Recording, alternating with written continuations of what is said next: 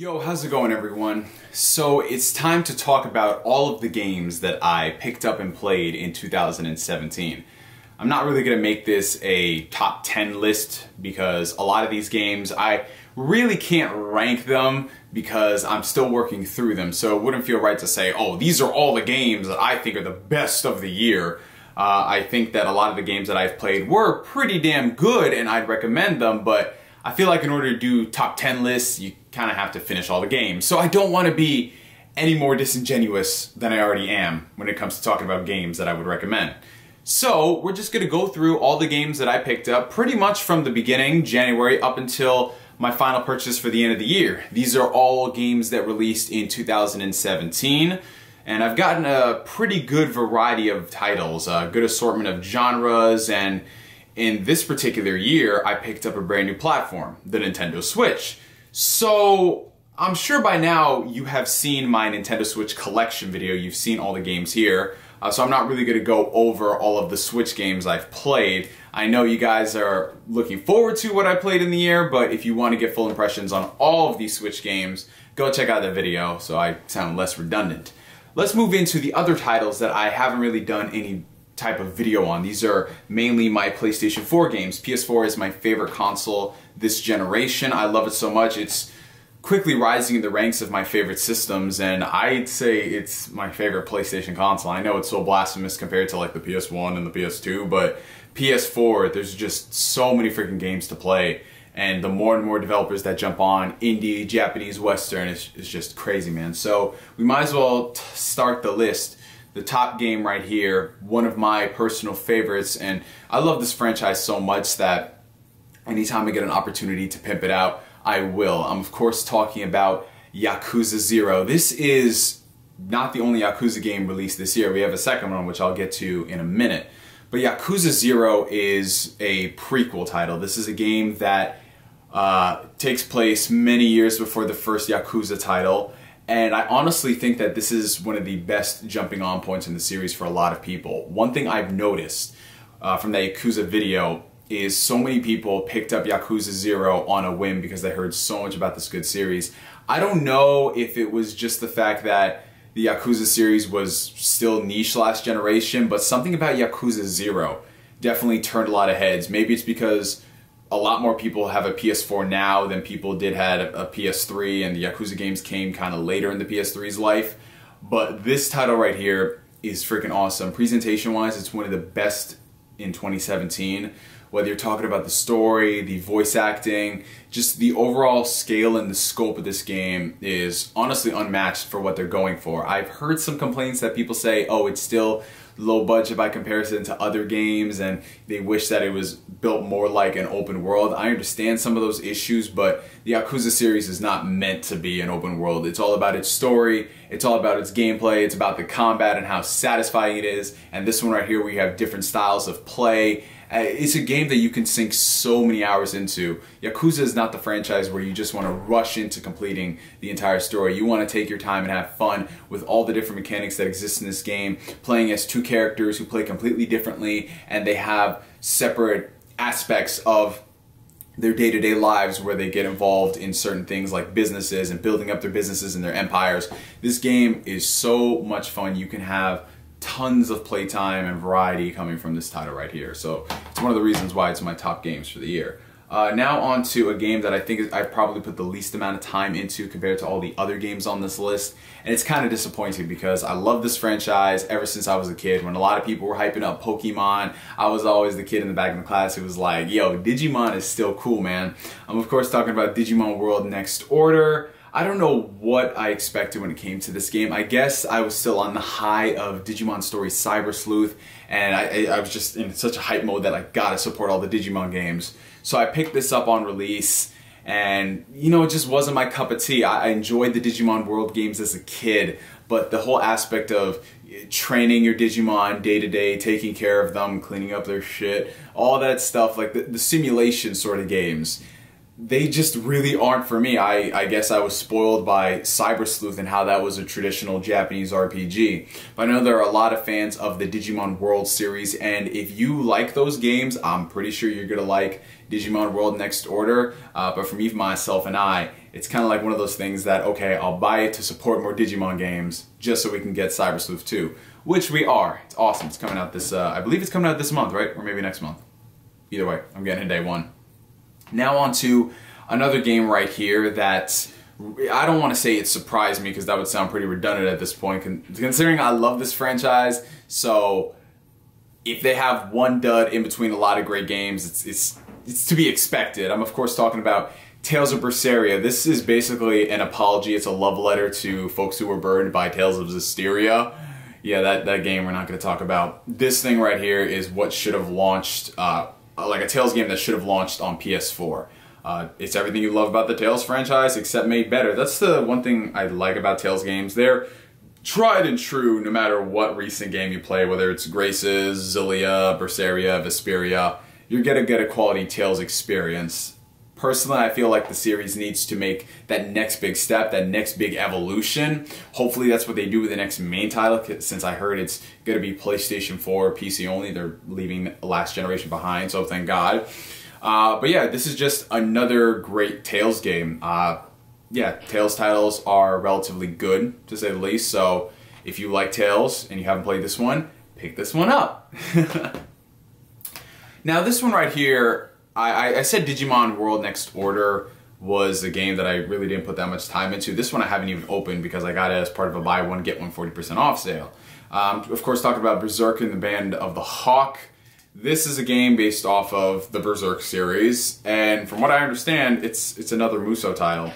So it's gonna stay in the packaging. I don't honestly know when I'm ever gonna get around to playing this. I probably won't, so I just bought it because it was part of a sale on Best Buy. And I needed to pick a game, and this was the only game here that looked halfway decent.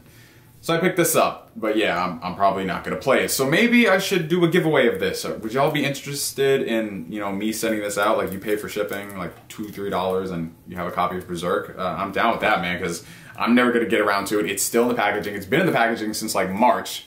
So yeah, not much to report on that.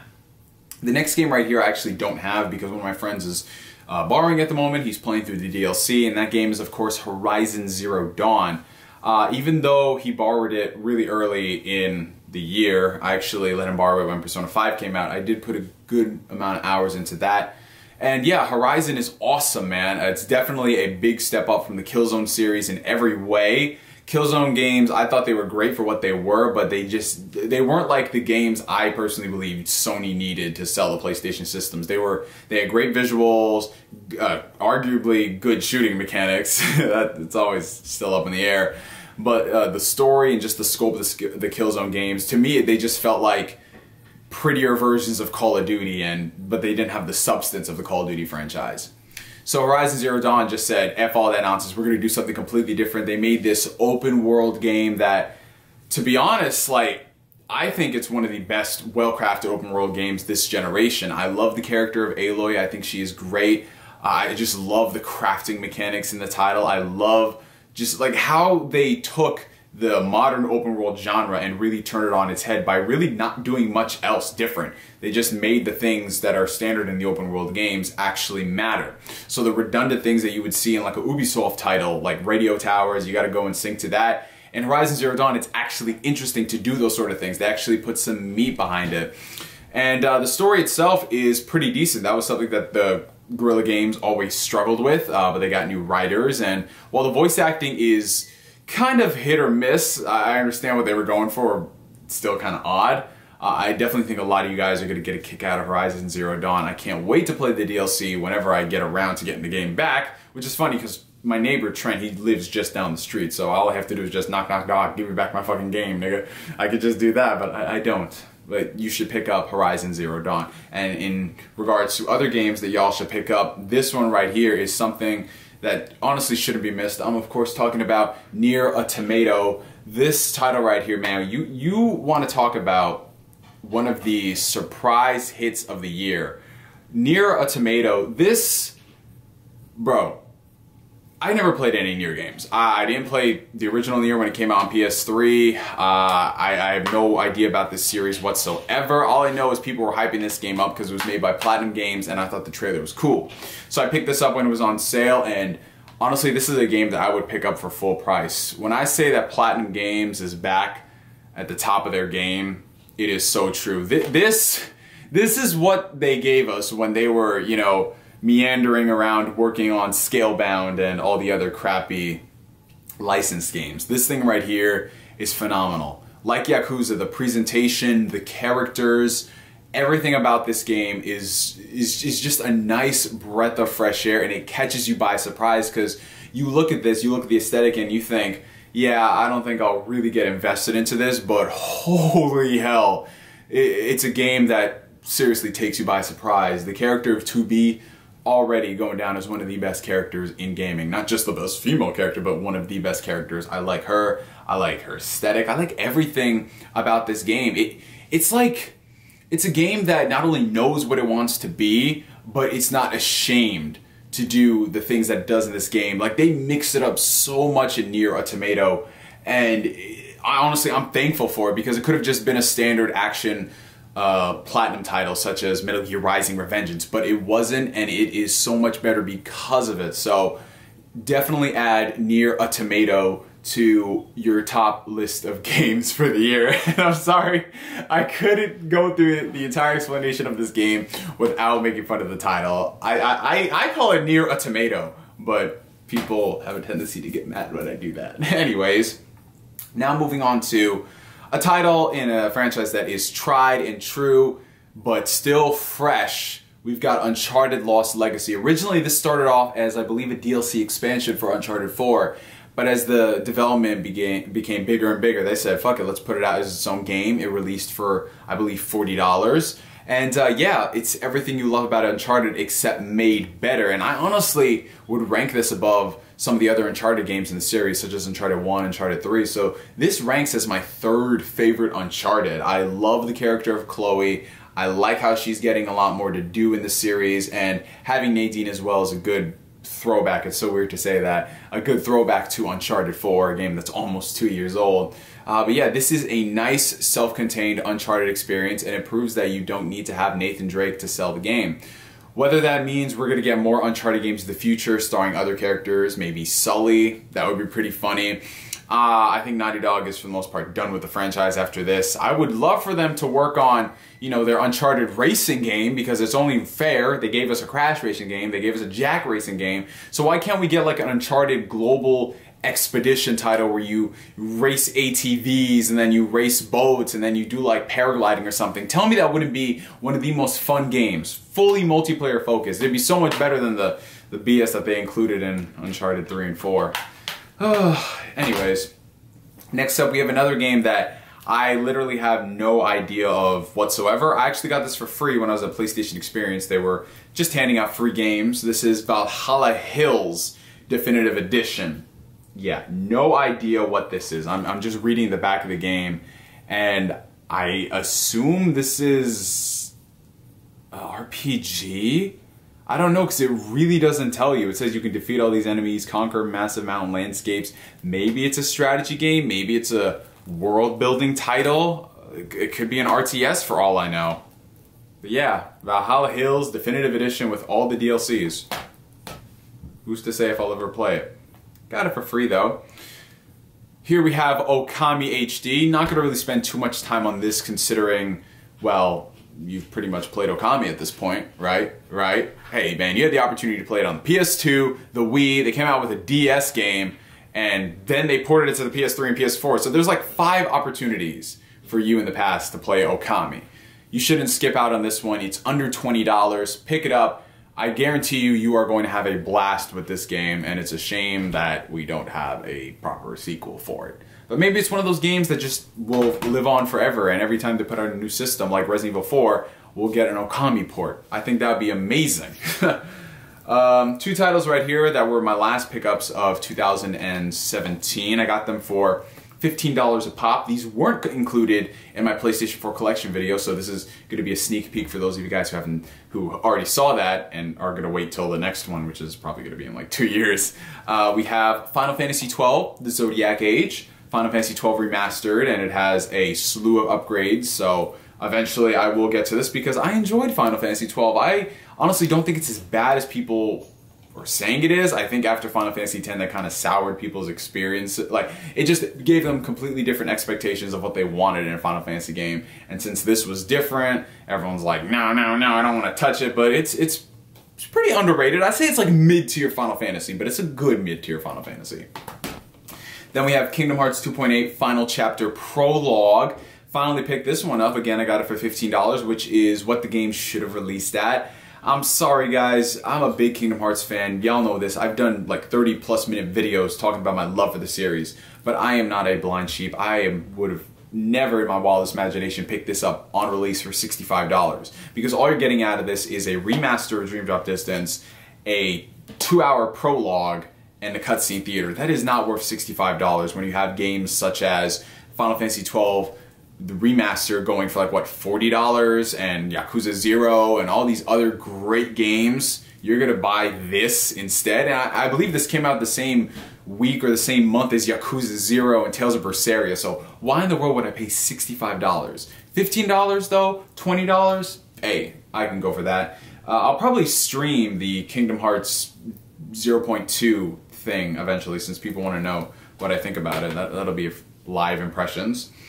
Speaking of games that, well, are old as shit at this point, but I can't stop rebuying them.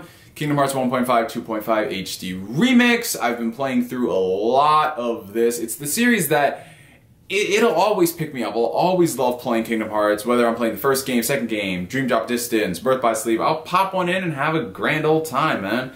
These right here support 60 frames per second, which is very welcome to the series, and I've honestly gotten kind of spoiled by it. So hopefully maybe on the PlayStation 4 Pro or the Xbox One X they'll release a 60 frame per second option for Kingdom Hearts 3. Because it's something that you don't need if you don't buy it, but when you play it, it's like, okay, that right there is pretty nice. Oh man. Now we're moving on to the last 3 games right here, which conveniently are steelbooks. We've got the second Yakuza game of the year, Yakuza Kiwami. Haven't put too much time into this because, like I said, there are so many other games coming out and I'm still playing Yakuza Zero, but I did want to pick this up to support the series. It was only $30 on release, which is very good. And with the Gamer Club Unlocked discount, it was only, what, 23 bucks? Can't go wrong with that, especially for a steelbook, even though it was damaged. Yeah, it's a remake of the first Yakuza game. Again, like I mentioned before, temper your expectations with this title right here because it is a budget release, so it doesn't have the same amount of content as a Yakuza 4, Yakuza 5, Yakuza 0. So the amount of hours you would spend on this in Zero, I would say definitely spend more money and pick up Zero. There's so much to do in that game by comparison. This one is okay.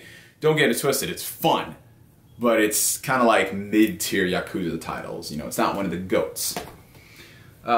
This one right here, we got South Park: The Fractured Butthole. I was gonna wait on this one because I knew it would drop down in price like Stick of Truth, but I picked it up considering the fact that, number one, it comes in a gold steelbook, so already. Phew.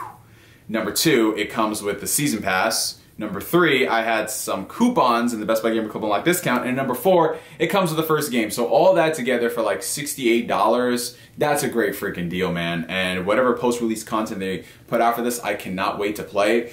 I think the South Park games are nice, like, AA titles. They know what they want to be. They're like the most casual RPGs out there, but to the same degree, they're still fun and they're still deep, and it's such a great pick up and play title. Very different battle system in this one as opposed to the last one. This one has a more strategy attached to it, and I actually prefer it because of that. Story, however, is not as good as Stick of Truth. That's my biggest complaint with this one. The story is just alright. It's going through the motions. It's like a modern South Park episode, you know what I'm saying? You got some good stuff here and there, but for the most part it's just, yeah, it's South Park, so it's decent. Now on to the last game of this list. This one right here, y'all already know, is my Game of the Year 2017. It needs no introduction. Between this game, Horizon, Yakuza Zero, and Nier Automata, it could have gone either way. But this one right here, just because of the franchise and what it is, it cemented its place as the #1 title. I'm of course talking about Persona 5. This game I've been talking about pretty much since I don't even want to say since I started YouTube, but very close. I remember doing videos on Persona 5 or the next Persona game that was coming out like 2012, 2013, around that time. And of course, when they finally revealed it, it was just, it did not stop, man. Took a while for the game to come out, but to be honest, the wait was definitely worth it. This is the best Persona game in terms of accessibility. I know so many people who picked up the series because of this game and how accessible it was. And I love a lot of the things that they did in this game to streamline it. However, it's not my favorite Persona title. As crazy as that sounds, I love it. It's my game of the year. This game right here, it's just... I love the things that they did with it and how they perfected the formula. But to me, in terms of story, it was good. But I'm still lingering for something on the scale of Persona 3 and even Persona 2. The story here is like more than acceptable by video game standards, and compared to all the other things, like you definitely learn to love these characters and have fun with these characters so much. But the story, it kept losing me as time went on and things started to get really predictable and safe. And to put it blankly, I enjoyed the story in Persona 4 more than this. Yes, that was Scooby-Doo Mysteries. That game right there was pretty damn corny. But I had a lot more fun with its story and its intrigue than I did Persona 5. It's not to say this game is bad. It's great. I actually like it more than 4. But... you know what it is, man? Maybe because my expectations with the Persona series are so high that trying to match it is just like, why would you even try? Because I know a lot of people who picked this up for the first time and they were just blown away at what they played. So yeah, maybe it's just being a Persona fan, I hold it to a different standard. But definitely comment down below. I know I'm not alone in this situation. You love the game so much, it's fantastic, it's incredible, but you just left wanting more. You expected more. It went with the motions. Well, it's not a bad thing. You just like, couldn't you make some ripples in those waves? Anyways, guys, those were all the games I picked up and played in 2017. I do have a couple of digital titles as well, but most of those are on the Nintendo Switch. And like I said, if you saw my Nintendo Switch collection video, you get a good idea and understanding of what I feel in those games. Granted, if you saw my PlayStation 4 collection video, then you have a good idea of the games that I picked up here. There are still a lot of games that I do want to pick up from 2017. There's a ton of games that really, it hurt me to skip them, but I knew for a fact with all the games in my backlog, all the games I picked up here in 1 year alone, I would not get to them, so why even bother? Just wait for them to go on sale in 2018. I do want to pick up Cuphead. Cuphead looks like a fantastic game. I mean, I'm sure it is. I've seen so many people play it, got great recommendations. There's a ton of things that I want to play, such as The Evil Within 2. I heard that's pretty decent. Wolfenstein 2, you know, I really like the New Order, so I'm going to get those when they drop down in price to like 15 bucks. Again, I know if you are really excited for these games and you like the last game, of course you should get the sequel. But hey man, sometimes it doesn't pan out. Sometimes you end up buying a Nintendo Switch and all these games and then try to work your way through all these long ass, most of them are Japanese games. So yeah, I'm dropping everything on the floor, so I think that's a good sign that I should end this video. Comment down below all of the games that you picked up and played in 2017, whether they're physical, digital, indie, third party, AAA, AA, single A, or in some cases some of the worst games you played this year. Let me know. For for now, my name is NGS signing out, and like always, I will catch you guys later. Peace.